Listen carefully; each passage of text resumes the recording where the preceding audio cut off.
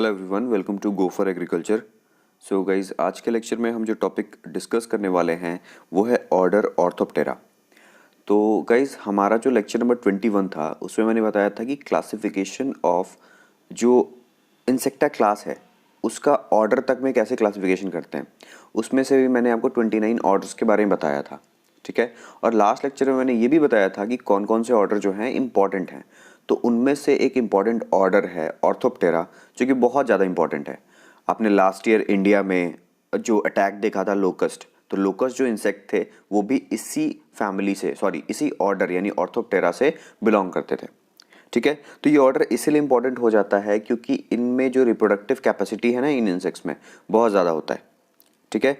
तो गाइज, आज के लेक्चर में हम जो टॉपिक कवर करेंगे वो है ऑर्थोप्टेरा का introduction, characters, classification of this order and it's सब ऑर्डर्स के बारे में। उनके कैरेक्टर्स भी देखेंगे, कुछ इमेजेस से समझेंगे कि आपने इन इंसेक्ट्स को पहले देखा है या फिर नहीं देखा है। तो चलिए स्टार्ट करते हैं आज के वेरी फर्स्ट टॉपिक को, यानी इंट्रोडक्शन ऑफ द ऑर्थोप्टेरा। तो जो ऑर्थोप्टेरा जो वर्ड है उसका अगर एटमायोलॉजी पढ़े अगर हम, ठीक है, यानी इस वर्ड का मीनिंग क्या है, तो ऐसे इंसेक्ट्स जिनका विंग्स जो होता है वो स्ट्रेट होता है, ठीक है। मतलब ऑर्थोप्टेरा है ना, तो टेरा का मीनिंग होता है वो होता है विंग्स, और ऑर्थोप का मतलब होता है स्ट्रेट। यानी जो ऑर्थोप्टेरा है, जो ऑर्डर है, उसका मीनिंग ये होता है कि इन क्लास में, सॉरी इस ऑर्डर में वो इंसेक्ट्स रहेंगे जिनके स्ट्रेट विंग्स होते हैं, ठीक है। इसका सिनोनिम अगर हम बात करें तो ऑर्थोप्टेरा का सिनोनिम कौन कौन सा, सिनोनिम मतलब हम इनको और किस नाम से जानते हैं, तो सैल्टाटोरिया से जानते हैं, सैल्टोप्टेरा के नाम से जानते हैं, ठीक है। और ये जो ऑर्डर है इसमें जो फैमिली आती है वो होती है एरिकिडे, ठीक है।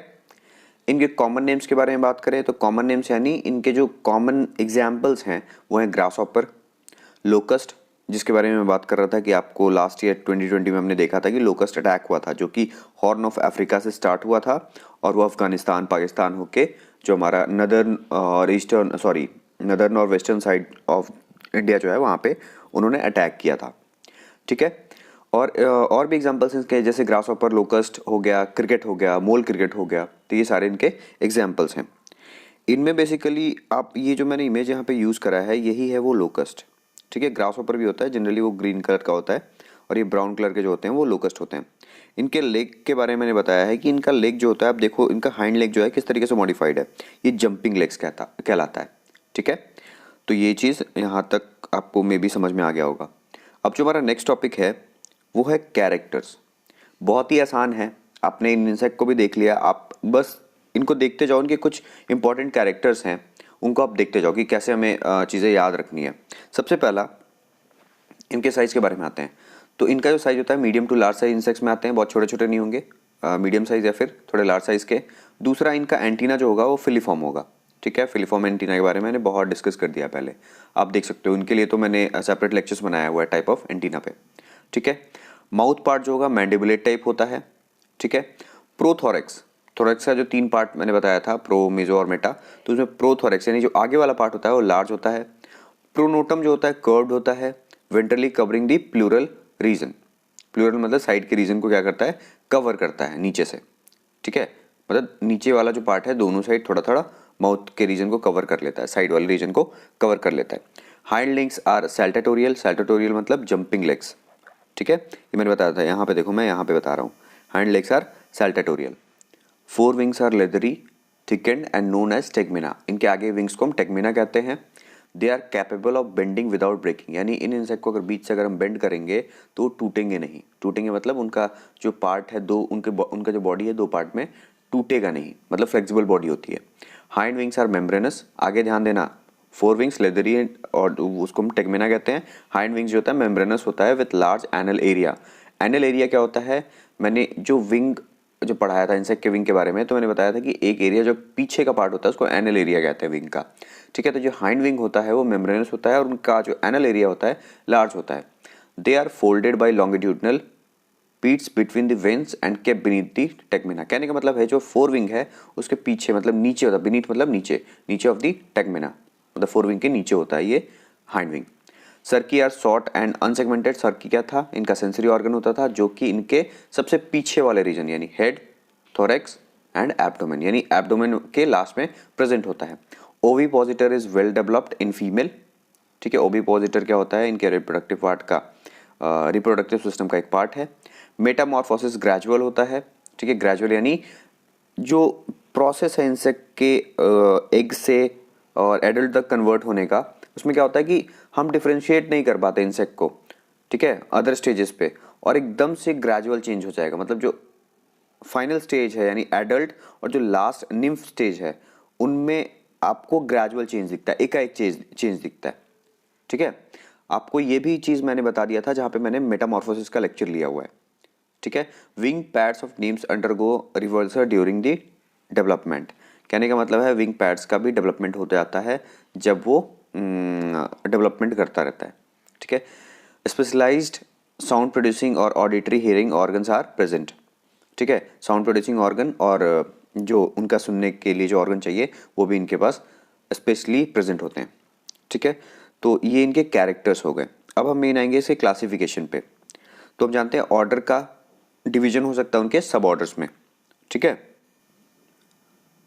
तो जो इनका क्लासिफिकेशन है यानी इस ऑर्डर का क्लासिफिकेशन है वो दो सब ऑर्डर्स में है। पहला ऑर्डर जो है वो है कैलीफेरा और दूसरा है एनसीफेरा। कैलीफेरा और एनसीफेरा का जो डिवीजन है वो किस बेसिस पे है कि जो उनका जो एंटीना है उनमें सेगमेंट्स कितने हैं, ठीक है। 30 से अगर ज़्यादा सेगमेंट है, ठीक है, यानी लंबा है तो एनसीफेरा, और अगर 30 से कम सेगमेंट है तो वो कैलीफेरा में आएगा, ठीक है। इसीलिए मैंने इन दोनों को एक चार्ट से इसको समझाने की कोशिश करी है। आप पढ़ते जाओ, इनमें डिफरेंस पढ़ते जाओ, आपको चीज़ें समझ में आ जाएंगी। फर्स्ट है कैलीफेरा में लिखा हुआ है कि antenna is short with less than 30 segments, ठीक है। एनसीफेरा में क्या होगा, एंटीना इज लॉन्ग और मोर देन 30 सेगमेंट, जो कि मैंने बेसिस बताया क्लासिफिकेशन का। Tympanum is found on the lateral side of the first abdominal segment और tympanum is found on the fore tibia. Tibia कहाँ का रीजन है, लेग का, तो ये लेग के पास प्रेजेंट होता है, ठीक है। और इसमें देखेंगे तो फर्स्ट एब्डोमिनल सेगमेंट में प्रेजेंट होता है। विजन एंड हियरिंग एक्यूट होता है कैलीफेरा में, और इसमें क्या होता है, एनसीफेरा में अगर बात करें tactile response is well developed, tactile मतलब टच, ठीक है। फोर्थ अगर बात करें तो कैलीफेरा में mandibles are specialised for consuming monocot foliage, और इसमें अगर बात करें एनसीफेरा में तो फीड ऑन डाइकॉट प्लांट्स। यहाँ पे ध्यान रखना कि कैलीफेरा और एनसीफेरा में जो फूड है यानी कंपटीशन है फूड का वो बहुत कम है, क्योंकि ये मोनोकॉट पे है कैलीफेरा और जो डाइकॉट पे है वो एनसीफेरा है, ठीक है। डायूरिनल होते हैं कैलीफेरा, यानी हमेशा 24 आवर्स में कभी भी निकलते हैं। एनसीफेरा नॉक्टर्नल होते हैं, यानी रात को शिकार यानी रात को फूड के लिए निकलते हैं, ठीक है। Rely on jumping to escape from predators, Caelifera जो है वो जंप करके, यानी बताया था सैल्टेटोरियल लेग जो है इनमें ज़्यादा प्रोमिनेंट होता है और उसी से वो स्केप करते हैं अपने प्रे और प्रीडेटर का जो रिलेशनशिप है उसमें बचने के लिए ये जंपिंग लेग्स का यूज़ करते हैं। अगर हम बात करें एनसीफेरा में तो रिलाई ऑन क्राइप्सिस।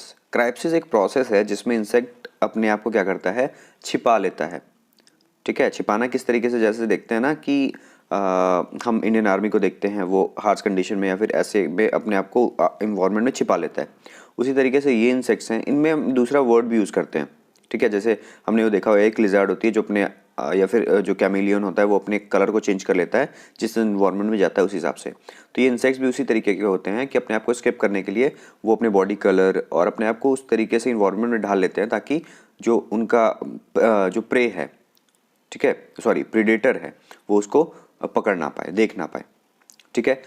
अगर कैलीफेरा के बारे में बात करें तो eggs are laid on in groups in solid inside the burrows, लेकिन अगर इनमें बात करें तो एग जो होते हैं सिंगल ले होते हैं, मतलब सिंगल ले होते हैं, ग्रुप में एक ले नहीं होते हैं।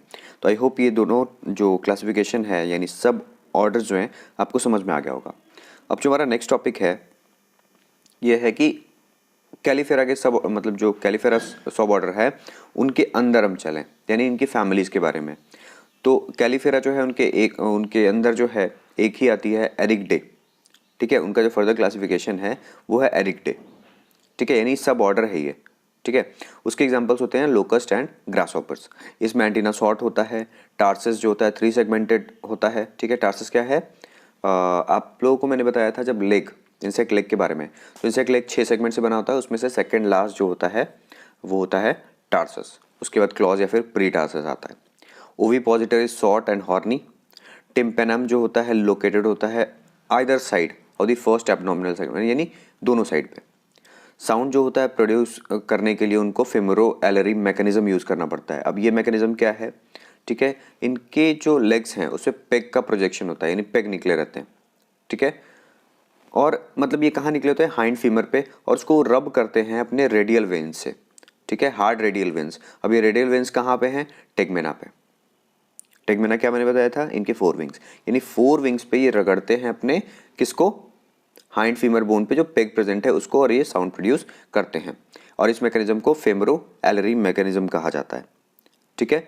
उसके बाद अगर हम बात करें तो इसमें मैंने एग्जांपल क्या बताया है कि ग्रासहोपर लोकस्ट आता है। तो इसमें से जो लोकस्ट है वो सीरियस थ्रेट है हमारे एग्रीकल्चर में। अभी अटैक हुआ था, मैं इसी के बारे में बात कर रहा था। इनके जो स्वाम्स होते हैं, अगर फेवरेबल कंडीशन मिल गया तो वो ग्रासेस, सेरल्स जो भी हैं उन सबको खा जाते हैं और बहुत तेज़ी में ये अपने आप को ग्रो कराते हैं, यानी इनको इनकी जो रिप्रोडक्टिव कैपेसिटी है वो बहुत ज़्यादा होती है, ठीक है। तो मैंने जो यहाँ फर्स्ट वाला जो डायग्राम यूज़ करा है यही है वो लोकस्ट का डायग्राम, ठीक है। अब हम आते हैं दूसरे सब ऑर्डर यानी एनसीफेरा पे। जो सब ऑर्डर एनसीफेरा है उसका भी 3 क्लासिफिकेशन है फर्दर। एक में आते हैं हमारे लॉन्ग हॉर्न ग्रासहॉपर्स, दूसरे में क्रिकेट, और थर्ड जो है वो आते हैं मोल क्रिकेट्स। तो सबसे पहला जो है वो है टेट्टी गोनिडे, ठीक है, जिनमें आएंगे लॉन्ग हॉर्न ग्रासहॉपर्स या फिर कैटिडिड्स, ठीक है।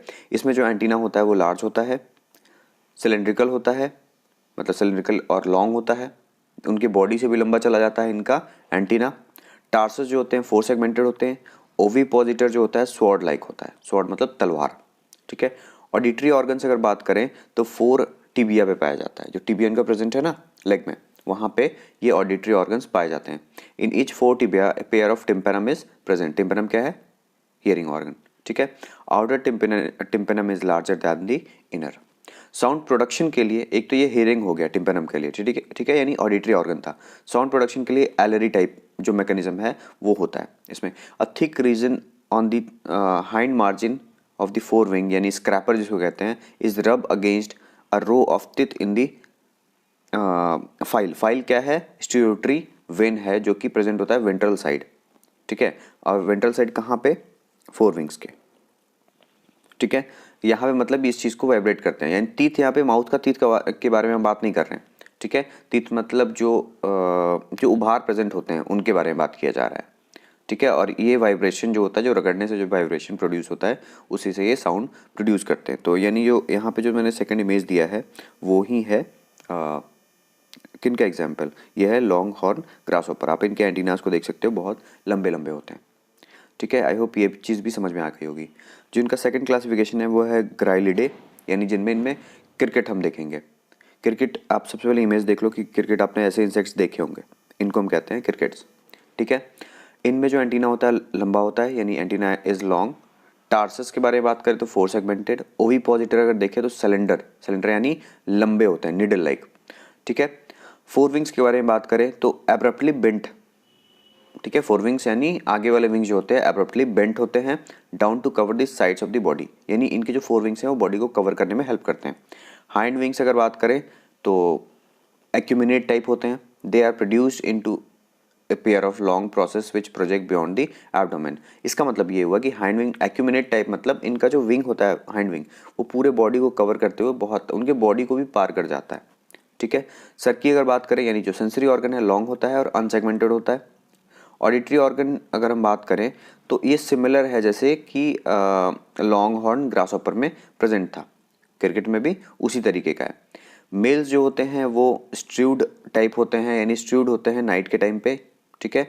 और they produce shrill crimping noise, ठीक है। क्रिम्पिंग नॉइज मतलब आपने जिसे हम जनरली कहते हैं ना, जैसे आपने कभी रात में सुना होगा कि जिसको हम जनरल वर्ड में झिंगुर का आवाज़ कहते हैं, ठीक है। ये उस तरीके के साउंड्स को प्रोड्यूस करते हैं, ठीक है।